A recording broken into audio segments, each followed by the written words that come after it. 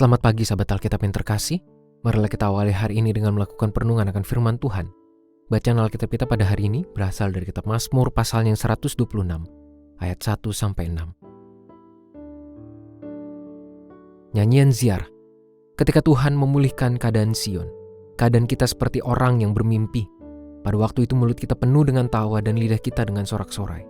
Pada waktu itu dikatakan di antara bangsa-bangsa, Tuhan telah melakukan perbuatan besar kepada mereka. Tuhan telah melakukan perbuatan besar kepada kita, maka kita bersukacita. Pulihkanlah keadaan kami ya Tuhan, seperti memulihkan batang air kering di tanah Negeb. Orang yang menabur dengan bercucuran air mata akan menuai dengan bersorak-sorai. Orang yang pergi dengan menangis sambil membawa kantong benih, pasti pulang dengan sorak-sorai sambil membawa berkas-berkas gandumnya. Sahabat Alkitab, salah satu kecenderungan buruk yang sangat mungkin bertumbuh dalam diri seorang manusia adalah keengganan untuk berproses.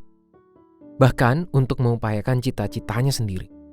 Tingginya budaya instan yang semakin memenuhi gaya hidup manusia modern pun turut memengaruhi kecenderungan buruk tersebut.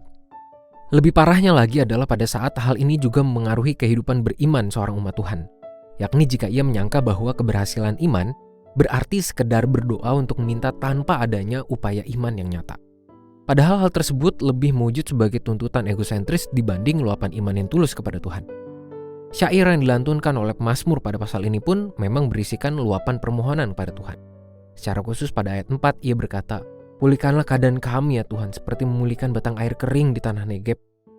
Sangat besar kemungkinan syair ini muncul di tengah kesesakan yang dialami oleh bangsa Israel, yakni pada saat menghadapi tekanan dari musuh di sekeliling mereka. Meski demikian, permohonan ini tidaklah menunjukkan sebuah egosentris maupun kemalasan iman pemazmur kepada Tuhan. Pada ayat 5 dan 6, pemazmur menunjukkan bahwa permohonan kepada Tuhan merupakan tindakan iman yang penuh upaya aktif, bukannya sekedar tuntutan dalam kemalasan dan keegoisan diri kepada Tuhan. Lantunan lirik tersebut sangatlah penting untuk dipahami oleh seluruh umat dalam berharap kepada Tuhan. Sahabat Alkitab, marilah kita bangun sikap iman yang bertanggung jawab kepada Tuhan. Mulailah dengan mengevaluasi setiap bentuk permohonan yang kita lantunkan kepadanya. Apakah kita mengucapkannya dalam ketulusan dan sikap penuh berserah, atau justru menuntut Tuhan dalam keegoisan?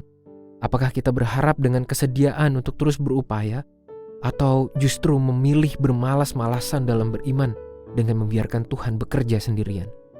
Ingatlah bahwa setiap upaya pengharapan iman yang tulus kepada Tuhan tidak akan berakhir sia-sia, sekalipun kita harus menitikkan air mata dan penuh lelah. Semua upaya itu adalah berharga di hadapan Tuhan, Sang Sumber pengharapan. Marilah kita berdoa. Tuhan, firman-Mu telah menyapa kami dan memberikan kepastian kepada kami bahwa setiap upaya iman, tiap bentuk pengharapan yang disertai dengan tindakan nyata akan selalu berbuah di dalam pengharapan Tuhan.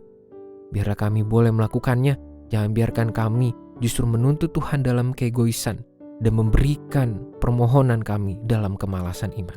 Hanya di dalam nama Tuhan Yesus Kristus, Sang Sumber kehidupan, kami berdoa. Amin.